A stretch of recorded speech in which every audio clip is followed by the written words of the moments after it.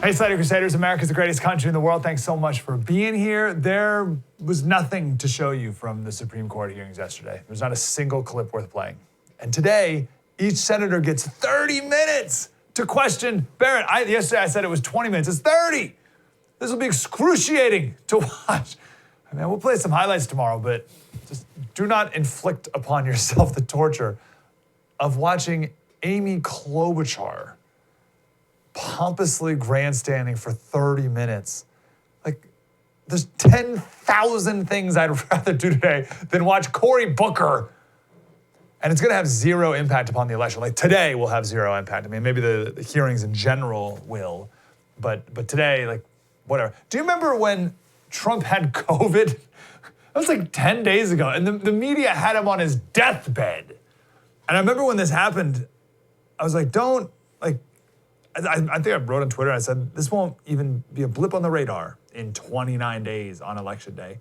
And here already, we're 10 days after he got COVID, and like, it's nothing. Again, the media had him on his deathbed, and look at the man last night in Florida.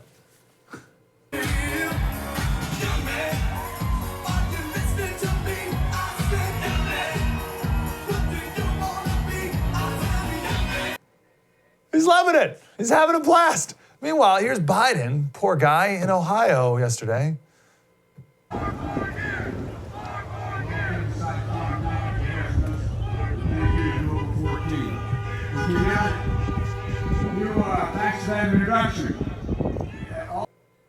Ooh. Ooh, that hurts. Again, Trump last night. But now they say I'm immune. I feel so powerful. I'll walk into that audience. I'll walk in there. I'll kiss everyone in that audience.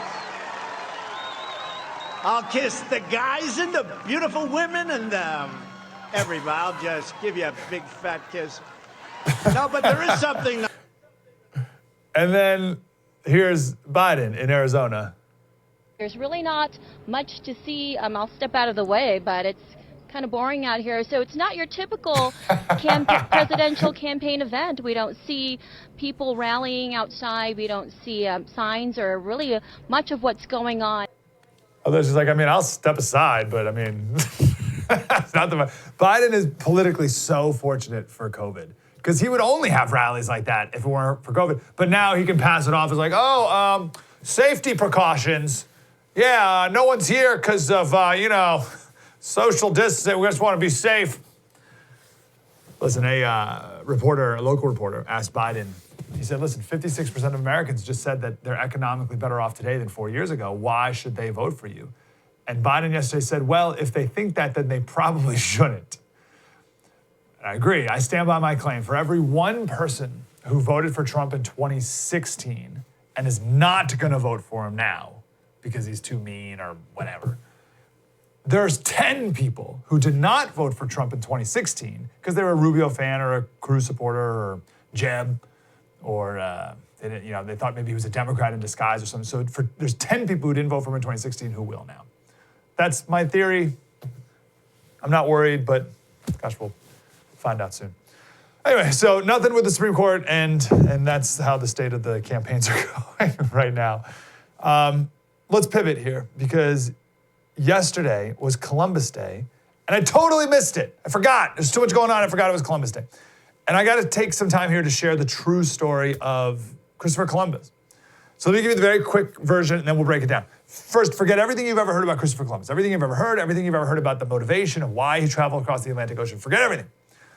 Christopher Columbus sailed across the Atlantic Ocean, hoping to land in China, what is today China, so he could convince the Khan, the leader of the Mongol Empire, to convert to Christianity so that they, the Mongols and the Europeans, could both attack the Muslims in Jerusalem to bring about the second coming of Jesus. Now, admittedly, that sounds crazy, but I promise you that's true. And that's the story. And I'll give you the details right now. Now, progressives today, of course, characterize Columbus as a genocidal maniac who came to the New World to enslave everyone or get gold or whatever. was not Columbus's goal. It was not his mission at all. He had a very specific mission. So let's back it up. Let's get a little context for the world that Christopher Columbus grew up in. 1187, there was a Muslim conqueror. His name was Saladin, and he conquered Jerusalem in 1187. Took Jerusalem away from the Christians. You can look up the siege of Jerusalem to get more information on that. The Christians in Europe freaked out when this happened. Pope Urban III, he died after hearing the news. King Henry II remained speechless for 4 days. Churches stayed open day and night with people just wailing and praying. There's all this art from that time period of Jesus being taken over by Muhammad. It was just devastating for the Christian world in Europe. And people wondered why. Why would this happen? How could the Muslims have taken over Jerusalem? Why would God let this happen? They came to two conclusions. First, God is punishing the Christians for their sins. And the second thought was this is the beginning of end times. So the Christians of Europe, they wanted to take Jerusalem back to their control. But they couldn't. They couldn't defeat the Muslims. The Muslims were way too strong. So this is around 1200 or so. They tried to recruit the help of the Grand Khan. This would have been Kublai Khan at the time. He was the grandson of Genghis Khan. Mongol Empire, so this controlled what is today all of China and the Middle East. Huge, massive empire. That's Kublai right there. Now, Khan showed an interest in maybe becoming a Christian. And the Europeans, again, thought if they could convert him, this would be amazing, and we could attack the Muslims, right? And take back Jerusalem. This is why Marco Polo went to China in 1271. So he went to go visit with the Khan, and Kublai Khan sent a letter with Marco Polo back to Pope Gregory X, asking him to send 100 priests back to help instruct him and his people on the Christian faith. Here's the quote from Kublai Khan. I shall allow myself to be baptized. If you do this, if you send 100 priests back, I shall allow myself to be baptized. Following my example, all my nobility will then in like manner receive baptism, and this will be imitated by my subjects in general, so that the Christians of these parts will exceed in number those who inhabit your own country. That is from Marco Polo's diary. So the Pope got the letter, but very few priests were willing to travel that far. And the ones who tried turned back because it was too difficult of a journey. So no one ever made it back to the Mongol Empire. No priests made it to Kublai Khan. So Marco Polo said this. He said, if the Pope had sent out persons duly qualified to preach the gospel, the great Khan would have embraced Christianity, for which it is certainly known he had a strong predilection. So this original attempt to get the Mongols on the Christian side did not work. Fast forward, then came the plague, or one of many plagues. But in this plague, 50% of Europeans died. Could you imagine that? And they had no idea what caused it. It wasn't like today where they get a vaccine in a year. They had no idea what was going on. And 50% of everyone just dies. So you can see why people would think this could be end times. The Bible said, nations will rise against nation, kingdom against kingdom, and great famines and pestilences will occur, et cetera, et cetera. So a bunch of preachers traveled across Europe preaching end times. It's a very popular thing at the time. And then Constantinople fell to the Muslims. This is 1453. This is the world that Christopher Columbus was born into. It's extremely important. So Columbus's goal was the exact same as Marco Polo's. It was travel to visit the Khan, convert him to Christianity. That's why he traveled with priests with him. Why would he travel with priests if the goal was to enslave people in the New World? There was no even concept of the New World. He didn't. I'll get to that in a second. His goal was not to commit genocide. He wanted the Khan's help. He didn't come to conquer anyone. There was no conquering goal or conquering attempt. He was asking for help for a completely separate mission. He wanted to enlist people to help him. He didn't want to destroy people. Also, he didn't want slaves. Right? There were grand stories of the Mongol Empire. There was no hope or desire, but even hope that he could go into Khan's empire and enslave people. Right? I think this is really important to know. He didn't. Christopher Columbus died thinking he was in China, or what's today China. He did not know he was in the Caribbean. He did not know he was in the New World. He didn't call it the New World. There was no concept of the New World. He thought he was in the Mongol Empire. And he loved the people he encountered. This is from his diary. Your Highness may, this is a letter that he wrote back to the king and queen. Your Highness may believe that in all the world there could be no better people They love their neighbors as themselves, and their speech is the sweetest and gentlest in the world, and always with a smile. And he did think that they would be good converts to Christianity because that was the point of the mission. And you think, oh, but Slater, he took back slaves with him. Here's the deal with that. There were many different tribes he encountered. Some were peaceful, very nice tribes, which we'll get to, but some were cannibals. And in 1492, cannibalism was considered so primitive and backwards that they were able to be taken as slaves. That was it, not all the natives, but the cannibals.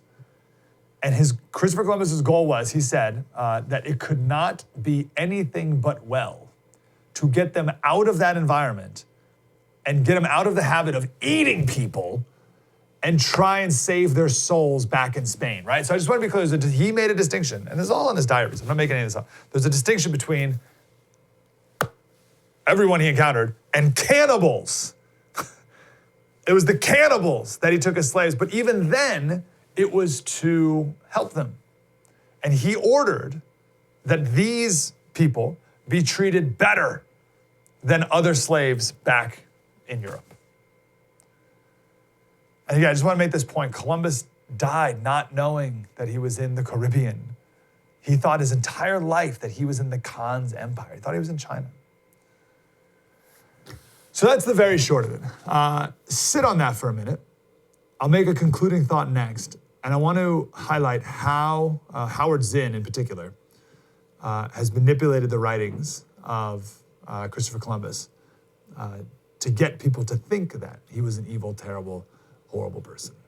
So I'll prove that next with a complete reading of Christopher Columbus's diary. It's coming up. True story, Mike Slater. Spread the word. Now, before we do that, you can hoard your own gold. All right? You don't have to travel to the ends of the earth in order to get gold. You just call Patriot Gold Group and they'll deliver it to you. Listen, you can do what you want. I have gold. A couple of reasons. I think the price is going to go up. I'm not alone with that. Bank of America's thinking that gold's going to hit $3,000. Right now it's at around $1,800 or so. Nearly every bank thinks it's going to be above $2,000.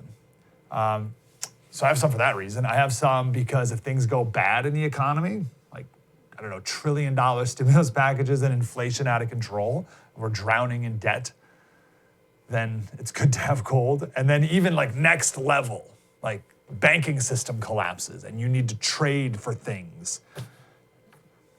Listen, it's smart if the economy's humming, right? You can ask about a no fees for life IRA.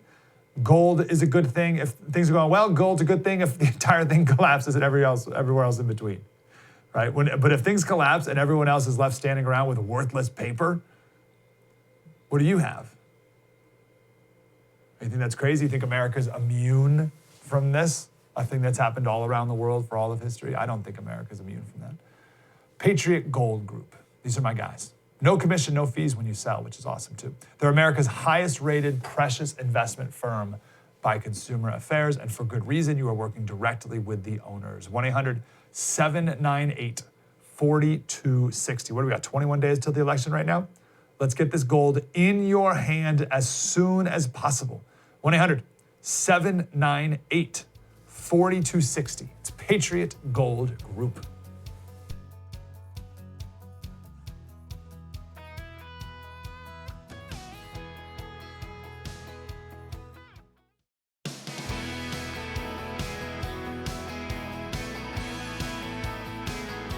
Hey, Slater Crusaders, one more point I would like to make about Christopher Columbus. On this day after Indigenous Peoples Day, I just want to show how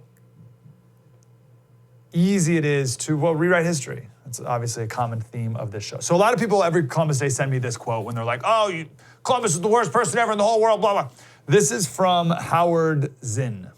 All right, Howard Zinn, he wrote the People's History of the United States, the most influential historian in American history today, avowed socialist, and he's a very deceitful person, which I'll prove here. So this is Howard Zinn quoting Christopher Columbus. Cool. They, the natives, willingly traded everything they owned. They were well built, with good bodies, handsome features. They did not bear arms and do not know them, for I showed them a sword, and they took it by the edge and cut themselves out of ignorance. They have no iron, their spears are made of cane. They would make fine servants. With 50 men, we could subjugate them all and make them do whatever we want. Okay, now leave that quote up, guys. Can you throw that back up? See if anything about this quote, just don't even read the words, but just look at the quote. Does anything about that quote stand out as a little odd? Like, what's weird about that quote? See all the ellipses? The 3 periods? See all that? That right there is actually 2 quotes from 2 separate diary entries, 2 days apart. And Howard Zinn, like when you put an ellipses, it's supposed to be like, oh, I'm leaving out like a sentence or 2 maybe to kind of clarify what's happening here. You don't yada, yada, yada over 2 days and connect 2 separate diary entries. That is deceitful, intentionally deceitful. Now, here's the line that's actually right before the they would make fine servants line, all right? So at first he's talking about these natives and how, they don't own, they're well built and they don't own weapons, blah, blah, blah. ... They would make fine slaves. Here's the ... all right? And now I think we have the quote here, the entry from Christopher Columbus's diary. There it is. I saw some who bore marks of wounds on their bodies. And I made signs to them to ask them how this came about. And they indicated to me that people came from other islands, which are near, and wished to capture them. And they defended themselves. And I believed and still believe that they came here from the mainland to take them, terra firma, mainland, to take them captive. They would make fine servants. See the difference? When you read the original diary entry, the whole thing, like we just did, without the ellipses and the edited quotes, you see that Columbus wasn't talking about himself taking the slaves, right? He wasn't talking about, man, these guys would make awesome slaves for us. Like, we got to get them, right? That wasn't what he was saying. He was saying, these people are so nice and they're so giving and caring and peaceful. It's obvious why, they don't even have weapons. So it's obvious why other people from the mainland, other tribes, would come over here and try to take them slaves. It makes a lot of sense. They would make good slaves. I mean, we could subjugate them with 50 guys and they'd make fine servants. Do you get the difference? That doesn't mean he wanted to make them servants, and I can prove that because he didn't make them servants, right? It'd be one thing if he said, man, these guys would make fine servants, we could wrap them up with 50 guys, and then went out and did take them all. He didn't do that because that wasn't his point, as you could tell by the full diary entry and not the Howard Zinn, 2 different diary entries combined into one. That is so deceitful. But look at these people who are doing this. I mean, it's not just Howard Zinn, who's awful, but today we have Nicole Hannah-Jones, right, the 1619 Project, said Christopher Columbus is no different from Hitler and demonized the white race as the true savages and bloodsuckers, blah, blah, blah. You have people tearing down statues. You know the whole thing. And everyone's tearing down these statues. There's in San Diego, there's people tearing down a statue to the former mayor of San Diego and governor, Pete Wilson. Pete Wilson, I mean, honestly, that's like tearing down a statue of like George H.W. Bush or something. I mean, it's like Pete Wilson, right? They're tearing down everything, but you tear down a statue from Christopher Columbus, oh, you're so brave. Right? The man can't speak for himself, and you're not curious enough to hear the truth. Instead, we're very satisfied with our grade school mythologies and our bitterness and anger that we impose on it. They have to make Columbus a terrible warmonger, and then they have to make natives these amazing angels, right? Neither of them is true. There was a Aztec art display. I'm here in San Diego, and the Aztecs are a big deal. There's an Aztec art display in London a couple years ago, and it's full of images of Aztec atrocities and child sacrifice rituals. And this is a great quote. This is from a British art critic who went to that display. He said, "It's difficult to imagine a museum display that gives off such an overwhelming sense of human evil as this one. The Aztec culture was bloodthirsty, obsessed with death and killing in a way that surpassed any other civilization known to us in its cruelty and disregard for human life. This is 1487. The Aztecs sacrificed 80,000 people over a 4-day period 80,000 in 4 days. This was 5 years before Christopher Columbus even started to sail the ocean blue in 1492. So the angels were not, or the natives were not these peace-loving angels, and Columbus was far from a genocidal maniac. He was a man of his time. Slavery was normal all over the world back then. We're placing our own cultural norms on him and judging him according to that. That's not fair. But that's not even what he did. It'd be one thing if he did round up a bunch of slaves. He didn't even do that. And we know now the real reason why he even traveled to what he believed his whole life was China. In the end, I'm grateful he did it. Because what he did opened up the road for Western values coming to America. Now, maybe if you were a native person, well, I was gonna say if you were a native person in Mexico at the time, this may not be a great thing. Even though if you were a tribe that was an enemy of the Aztecs, life wasn't great for you already. Or if you were, I don't know, a baby who was being sacrificed on the temple. But I'm super grateful it was Columbus who sailed here. And it was the West who got here first. At that time, the Muslims, that we explained in the first segment, were by far the most technologically advanced people in the world. I think we look back on history today, and we look back on history, and we assume that, oh yeah, of course it was Western colonialism. Of course, empire building from Western powers was inevitable. No, far, far from inevitable. The Muslims were the superpower. They just didn't have a desire to sail around the world. And the Chinese, today, the Mongols, they were by far the most dominant people on the planet. And they did travel the world for a long time, but around 1400s, new leaders came on board and they said they didn't want to interact with the rest of the world. They didn't want to be infected by the outside world, which was an interesting philosophy they had. They thought that they were so superior to the rest of the world that if they traveled out to it, then they would be infected by it and they wanted to close themselves off. That was about late 1400s. Zheng He, Z-H-E-N-G-H-E, Zheng He, in China, it's about 80 years before Columbus. He sailed in massive ships. These ships were like 10 times bigger than Columbus's ships. And I think huge, tons of them, compared to Columbus's tiny Nina Pinta Santa Maria, little dinky little paddle boats compared to what Zhang He was traveling around in. And you think if the Chinese made it to America first, they'd be these kind, loving souls, as Hannah Nicole Jones thinks that she would be? So it was the Europeans who did it first, right? And today, because of it, we have Western values. Equality, freedom of religion, freedom of speech, property rights, a Western worldview. We shouldn't be ashamed of Western culture. But that's what progressive academics teach kids to do today, to be ashamed of it, to be ashamed of the West. And you know who started this whole Columbus is a terrible person thing? Karl Marx, but we'll save that for another day. He made Karl Marx a symbol of capitalism, and the academic left hates capitalism. So anyway, let's end with Jesse's tweet here. So Columbus wasn't an angel, and the Aztecs didn't only sacrifice children. But as Jesse wrote yesterday, there are no saints or demons in history, just people. Columbus was good and bad. The Indian tribes also good and bad. He says, most of my favorite tribes routinely practiced slavery, and the really cool ones, the Apaches, thrived on it. Just let history be. Coming up next, we'll talk about tech censorship. All right, so we just talked about letting history be, rewriting history. How about rewriting the moment, rewriting the present? That's what these tech companies are doing. We'll talk about that next. True story. Spread the word.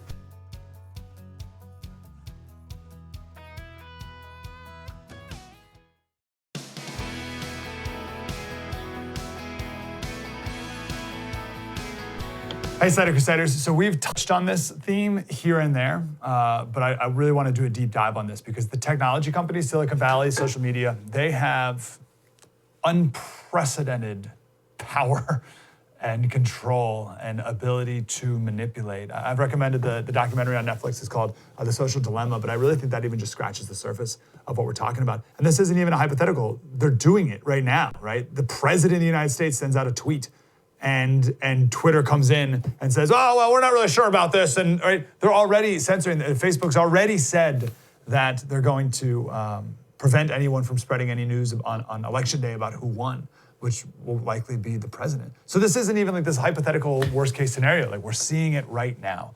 Alan Bakari is the senior tech correspondent at Breitbart News. He's also a Lincoln Fellow at Claremont Institute. And he's got a book called Deleted: Hashtag deleted. Big tech's battle to erase the Trump movement and steal the election. Mr. Bakari, how are you, sir? Hi, Mike. Great to be on. Thank you. I'm glad you're here. So first of all, did I overstate anything in that intro? No. I think if anything, you understated it. I don't think there's ever been a period in history where so much power over political discourse and so much ability to influence elections has fallen into the hands of so few people. And you have to remember, these Silicon Valley tech giants, they don't just influence political discourse here in America, but also all around the world. You know, they're dominant in various Latin American countries, in most European countries as well. So this is now a worldwide problem. We've somehow got to a situation where a handful of people in the San Francisco Bay Area get to control political discourse around the world. Wow, it's never been anything like that. Let's talk before what they're doing. Who are these people, right? What these handful of people? What's their worldview? What are their motivations? Who are these people who are doing the manipulating? Well, the worldview is completely far left. And, you know, I've spoken to a few conservatives inside these companies, various whistleblowers interviewed for the book from Google, from Facebook, from Twitter.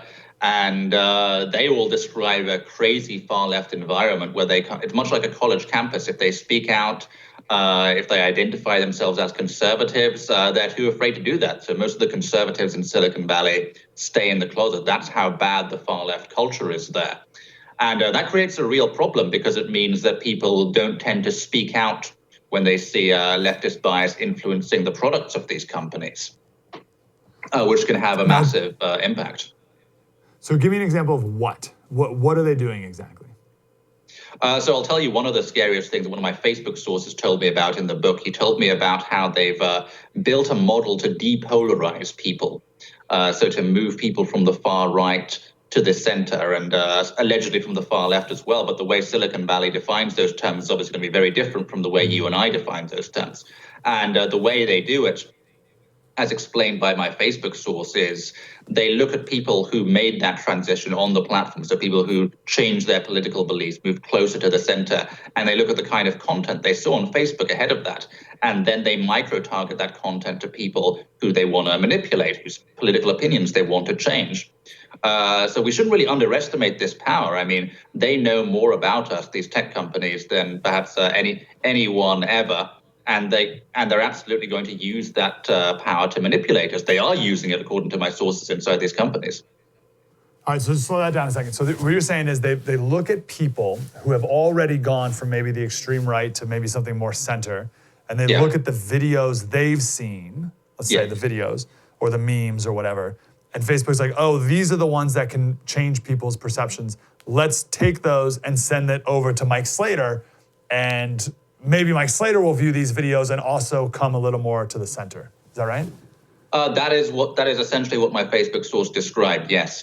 And of course, you know, extreme right, they probably would consider you extreme right because, you know, extreme right in Silicon Valley is just, you know, regular conservative right of center dude. Do you have any idea on what that content is? Like yeah, and that's a good point too. Like, what is their spectrum? Like when they say extreme right, are they talking about like, I don't even know what the extreme right really even is, right? Are they talking about like the craziest fringe, or are they talking about like your average Trump supporter? Well, I mean, we've seen examples of the kind of so-called right-wing people who aren't tolerated in Silicon Valley. There was James Damore, the Google engineer who was fired in 2017 after he authored an internal memo. It wasn't public. It was actually leaked by leftists at the company, an internal memo criticizing ideological intolerance at Google and questioning the narrative on gender diversity in tech. And for that, he was run out of the company. James Damore doesn't even describe himself as a conservative or a right-winger. He described himself as a kind of, you know, maybe libertarian-leaning guy. Then you had Palmer Luckey at Facebook, Trump supporter, a pretty moderate Trump supporter. He was a genius. He invented the Oculus Rift, a pioneering virtual reality device. Facebook bought it, I think, for a very large sum of money. He was an asset to the company by any account. But again, he was run out of the company because he supported Donald Trump. So that's the kind of thing that gets you ostracized in Silicon Valley. So you have to wonder how they define far right, how they define extreme rights in their algorithms, which influence everyone else. Do you have any data or insight into how influential these algorithms really are, because I feel like most people, and myself included, maybe I'm prideful enough to be like, oh, I'm not going to be swayed by this. Like I'm not going to, the algorithm's not going to affect me and my views and my behavior. But I think it does. And I think we don't even know it. But do you have any data on this? I don't have any data per se, but we all know that they target us based on our specific interests. It's called micro-targeting. So if they know exactly what we care about, exactly what issues will make us pay attention to a link or a post, they're absolutely going to micro-target us with that. And the real danger to elections, I think, is not so much political partisans and them influencing political partisans, but how they influence undecided voters who are on the fence, who are still making up their minds between two different candidates. And this is where bias in Google search and YouTube can make a huge impact, because those are the places people go to find out about new topics. And we know, because of leaks at Breitbart News, like the YouTube search blacklist link, that they absolutely do manipulate search results for political topics to favor the left-wing mainstream media. Yeah, give me an example of that, because obviously, if one had the power to do that, they would. Right? Why would someone not, if they had the power, use it? Of course, there's no way you could think. So I was going to say, there's no way you could think that human beings would have that power and not use it. So how have they? So we at Breitbart News, we revealed in 2019 that they have a special file inside YouTube, which is owned by Google, called YouTube Controversial Query Blacklist. And what they do is they've added a whole bunch of political terms to that blacklist file, and terms like abortion, terms like Federal Reserve. Project Veritas later found even more examples from that same list where they were interfering with search terms related to the abortion referendum in Ireland, the referendum they had to legalize abortion. So they were directly interfering in a democratic vote. And the way that blacklist works is when they added a term to the list, it would immediately reorder the search results to favor sources that are verified by YouTube, so sources that YouTube has vetted. So that's total interference, and the terms were very, very political, and in some cases the terms were directly related to a democratic vote, so they absolutely are interfering. And as you say, why wouldn't they? There's no law, there's no regulation preventing them from doing it. They have the motive and they have the ability. So again, yeah, as you say, why wouldn't they? Do you think these are people in Silicon Valley that are scheming? Like, do you have like the top people like, oh, let's manipulate things and let's take over the world our own way? Or is it a little, I don't want to say benign, but just a little more like, oh, we really think this is the right thing to do and we're going to do it this way. And it's not a big deal. It's just our responsibility. Where do you think they fall on that spectrum?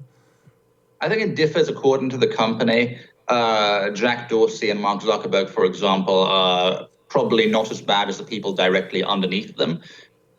Oftentimes the pressure at Facebook and Twitter comes from from the bottom up, from employees, from people in the trust and safety divisions, and also from outside the company, from the mainstream media, from the Democrats. They have, of course, repeatedly caved into that pressure. It's almost like they want to. But in Google, by contrast, I think it often comes from the top down. And we caught Google's top executives on camera shortly after the 2016 election, just in utter dismay at Trump's election. We saw Sergey Brin, again on camera, calling the Trump election offensive, comparing Trump voters to extremists. Their legal policy chief, Kent Walker, saying he wants to make the populist movement a blip in history. That was his words. We've got to make sure this is a blip in history. That's how he was talking about the Trump election. So yeah, I mean, if you want to see some scheming from the leaders of Silicon Valley, go and search for the Google tape. Search for that 1 hour recording of the Google executives after the 2016 election. And also, they know. Sorry, go ahead. And another time we caught them red-handed is when I obtained a document called The Good Censor from Google, in which they described their move from a free and open platform to a more censored internet. They admit that the vast majority of online conversations are controlled by the big tech platforms. So another red-handed smoking gun document. But of course, most of the mainstream media ignored it. Sure. They must know, obviously, how powerful they are. I mean, can you put into words even how powerful they are, right? I mean, they're, what is it, like something like 98% of all everything on the internet goes through Google or whatever, right? I mean, like they're the gatekeepers of everything. Well over 90% of searches are from Google. That's true. Sometimes it dips to like 89%, but it's by far the market dominant search engine around the world. They also control, I think, over 70% of desktop browsers. Together with Apple, they control 99% of all smartphone operating systems around the world. So this is a company with unprecedented influence. And a lot of times people don't realize how deep the influence of these Silicon Valley tech giants goes, because we switched to social networks for a minute. Social networks have the ability not just to censor one or two people, as we've seen, or censor a few of the president's tweets, but also censor entire movements. It's actually very easy for them to do that. They use two methods called network analysis and language analysis. Now, language analysis is when they look at the way people talk, the kind of issues they talk about, the kind of websites they link to, and they train the algorithms to look for patterns there. And Project Veritas actually caught a Twitter employee on camera saying they're trying to ban an entire way of talking. And network analysis is even more accurate. They look at who follows whom. So say a social network bans someone with 1 million followers. The 1 million followers might not get banned, but the fact that the guy they were following got banned trains the algorithm to say, well, all these accounts were following an account that posted hate speech or an account that posted conspiracy theories or whatever else. And so we might not ban those 1 million accounts, but we might suppress them in the algorithm. You have to remember that what you see on the front page of Facebook or what you see on the front page of Twitter or Google is always determined by an algorithm. Everything you post is given a score, and that score determines whether you're going to be on the top page of results or the 10th page of results where no one will find you. They have to do that because there's millions of new posts every day. But the way they're deciding that now is completely different to the way they used to decide it. The things that used to determine that score, to determine where you are on those rankings, used to be things like, is your content relevant? Is your content popular? Is your content going viral? Does it have a high velocity? And on the negative side, are you posting spam? Are you posting links to malware? So pretty objective criteria. But now, of course, the criteria, the questions the algorithms ask are, is this account posting hate speech? Is this account posting misinformation or conspiracy theories? Is it an authoritative source or a non-authoritative source, by which they mean the mainstream media or the non-mainstream media? And on the positive side, and on the network analysis side, has this account followed people known for posting hate speech? Has this account followed people known for posting misinformation? So that's how deep the influence goes. And just to describe hate speech, I mean, we're teaching kids that to say, you should judge someone by the content of their character, not the color of their skin, is a white supremacist aspect of white supremacist culture, and a million other things that we've highlighted before. Alan, we got to take a quick break. Can we just do like 5 minutes when we get back? Because I want to talk about what election night's going to look like and get your insight on that. You got a few more minutes? The book's hashtag deleted, big tech's battle to erase the Trump movement and steal the election. That's the name of the book. Alan Bakari will finish this up next. True story, Mike Slater, spread the word.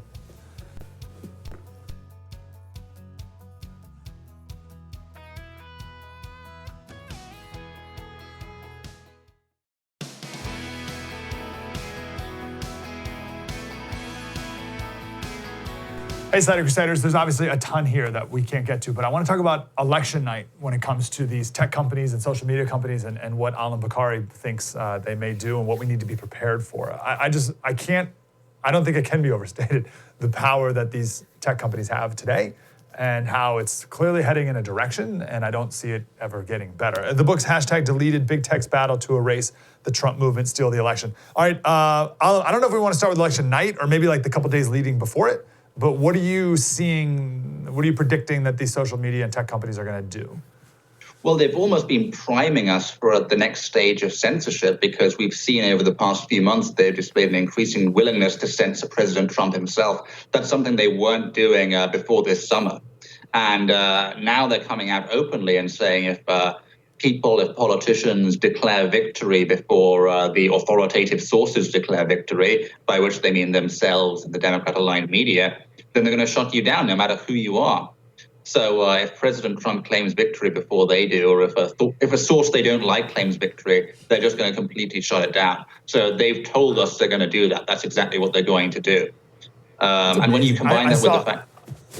Sorry, I was just saying, I'll never forget it. It was a couple weeks ago, and Zuckerberg, out of nowhere, did this random weird interview with, I think it was Axios, where he said exactly what you just said. And I was like, oh, that's weird. And I remember seeing like a couple different tech companies all came out at the same time and said that they're going to do that to prevent civil unrest. It was very coordinated, what you just explained. Anyway, I didn't mean to interrupt you. It's amazing how quickly this happened over the past 4 years, these tech giants installing themselves as the referees of democracy. No one voted them into that position. They've suddenly acquired this power, and they've said they're going to use it. But no one elected them. They've just taken that power for themselves. It's very alarming, I think. So do you think they'll just put up a little like alert on the president's tweets? Or like, what's like the next, is the next phase like, oh, you can't tweet that? Or we delete your entire account, President of the United States? How do you think that's gonna look? Oh, they've deleted entire Trump tweets before. I've seen that happen. So they'll absolutely just, so Twitter will certainly do that. We'll see if Facebook will do that. Yeah, they think they could do that. They can do that. No one's punishing them for it. So they think they have the ability to censor the president's tweets, and I think they're going to escalate that on election night if they see fit. Jeez, if we keep going down this road, what's your worst case scenario? If we keep going down this dystopian route, and I don't even know what would be worse. If Trump wins, do they feel like they need to save the republic? Or if Biden wins, do they feel more emboldened to silence voices and make sure it never happens again? I wonder which one would lead to worse results. I think internet freedom is on the ballot this November, because the Trump administration is moving on the tech censorship issue. Some might argue it a bit too slowly, but they've made some good appointments to the bureaucracy. Adam Kandeyev at NTIA understands the power of big tech very well and what's needed to stop them.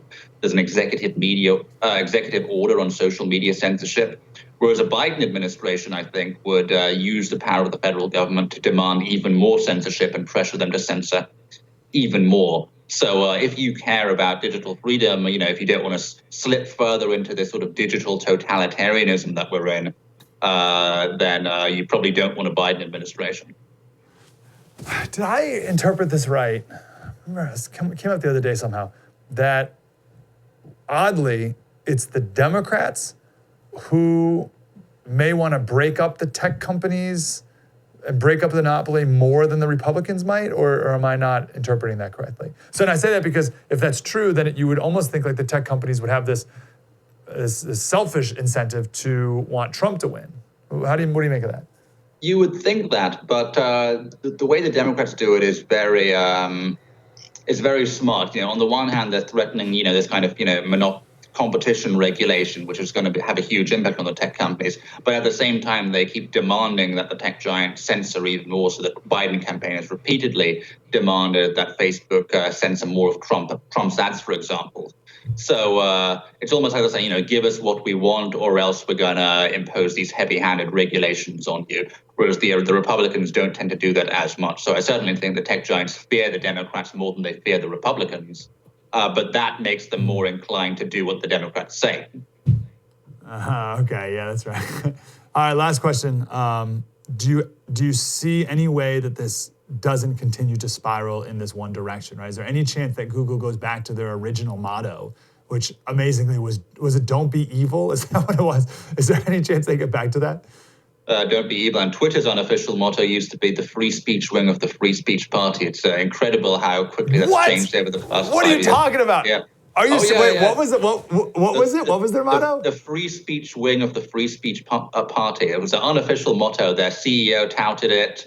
Their VP touted it back in 2012, 2013. These companies used to shout for free speech. Did they really believe that, or do you think that was like a weird, like, work will set you free newspeak thing? Or did they really believe they were the free speech people? I think they did believe it. I think before the rise of the populist movement, Silicon Valley really believed in free speech. They promoted it. It was in all their statements. They didn't even have terms of service and, regulations against hate speech or anything like that. And it was even supported by the U.S. government, in places like in the Middle East where they thought they could use social media to, foment revolutions against regimes they didn't like. In fact, I talked to a government source for the book, and he said, back in before the rise of Trump, before Brexit, before all these populist movements threatened the establishment saw internet free speech as a way to sort of regime change countries they didn't like abroad. But as soon as we saw Trump and Brexit, they thought, oh no, they're going to regime change Western elites here at home. So that's when the establishment turned against free speech. Wow, that's amazing. I don't know who needs any more proof that it's the second law of thermodynamics. Unless acted upon by an outside force, the thing, it breaks down and degrades and gets worse. And in this case, freedom of speech and our freedoms in general. Unless acted upon by an outside force, and that's us. And Alam Bakari in his book, #deleted, Big Tech's Battle to Erase the Trump Movement, Steal the Election. Alam, appreciate you. I hope we can talk again before the election or during or right after, and we'll get an update on what's happening. Thanks, Mike. Thanks, brother. Have a great day. True story. Mike Slater. See you tomorrow. Spread the word.